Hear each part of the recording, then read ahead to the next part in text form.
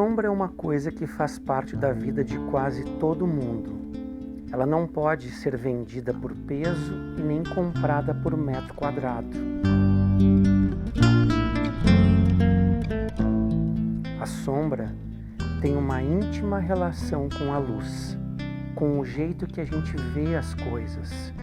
Vive colada no nosso corpo, às vezes vai andando na frente, outras vezes nos persegue. As sombras fazem parte do mundo, mas é difícil explicar o que é uma sombra. Pode existir mais de uma resposta. Ela é simples e complexa. Ela atrai, mas também assusta. A sombra de um guarda-sol é agradável num dia quente. E ela é gigante do tamanho da noite. Quando o sol nasce ou se põe, as sombras se espreguiçam pelo chão.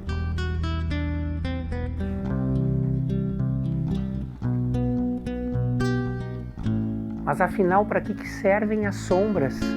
As sombras nos ajudam a ver o mundo, dão uma ideia de profundidade, de textura, de movimento e de direção. Elas são tão importantes quanto a luz que ilumina o mundo que a gente enxerga.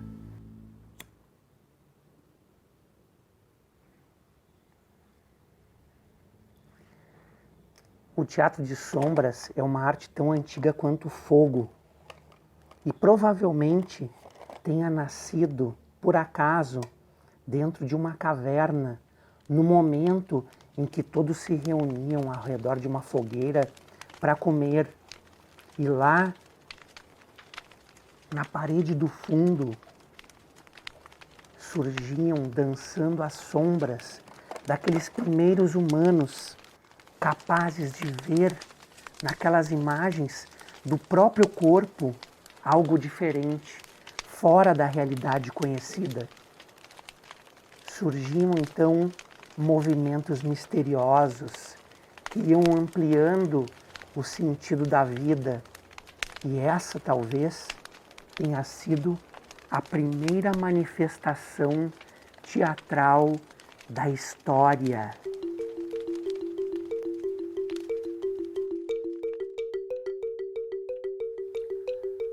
O teatro de sombras como arte tem milhares de anos e as pesquisas indicam que a sua origem é o Oriente, no Sudoeste Asiático, na China e na Índia.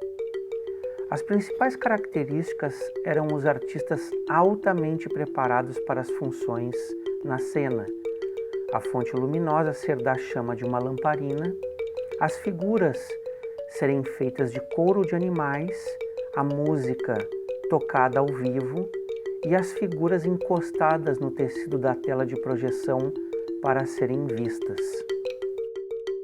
A tradição popular, passada de geração em geração, elevou a qualidade e o requinte artístico, tornando as apresentações um evento prestigiado na Tailândia, Camboja, Indonésia, Turquia, Grécia e Egito, onde indícios revelam que tinham um valor sagrado e religioso.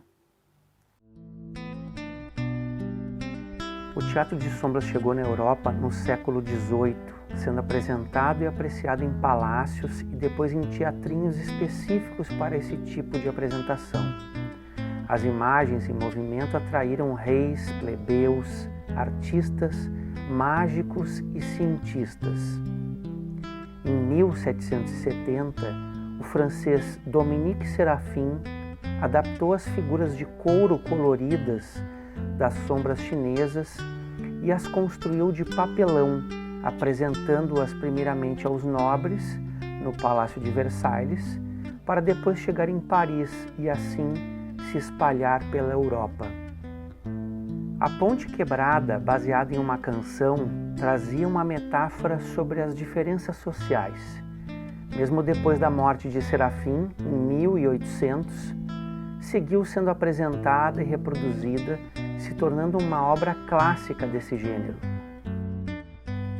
Alguns acreditam que o cinema surgiu da mistura de engenhosidades como a câmera escura de Kepler com o teatro de sombras e as invenções ópticas associadas à fotografia, gerando aparelhos com funções semelhantes às câmeras e projetores que conhecemos hoje. Uma coisa é certa: no final do século XIX, o teatro de sombras europeu entra em declínio por causa das primeiras imagens em movimento feitas pelos irmãos Lumière. Uma exibição de cinematógrafo mostrou uma locomotiva chegando em uma estação de trem, causando medo, uma grande confusão na plateia e o início da era do cinema. O teatro de sombras como entretenimento ficou por muitos anos abandonado, ressurgindo como uma brincadeira, um jogo e uma arte quase infantil. Na década de 20 e 30, ganhou as telas de cinema com a alemã Lotte Heiniger, que imprimiu um estilo único no recorte e no gestual delicado das figuras, que eram fotografadas quadro a quadro para resultar em filmes únicos.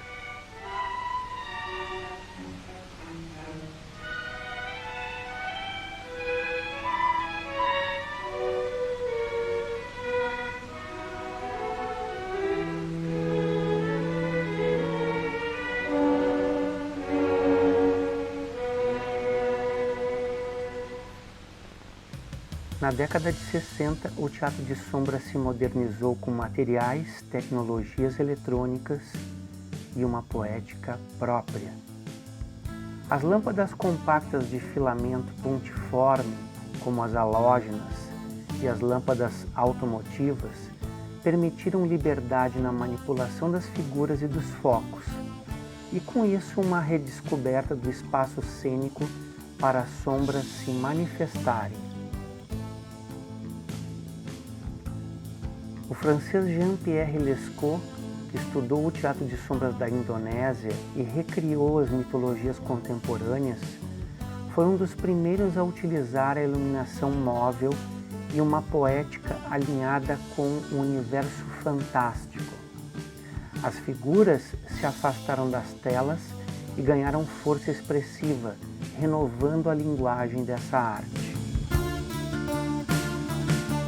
A Companhia Giocovita, da Itália, inspirou grupos e festivais em todo o mundo com uma contribuição revolucionária.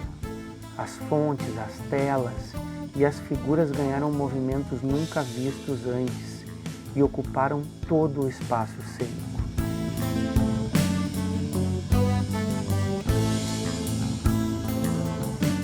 Hoje, o teatro de sombras existe em praticamente todo o mundo e vai se desdobrando, se desenvolvendo e ganhando outros espaços, formatos diferenciados.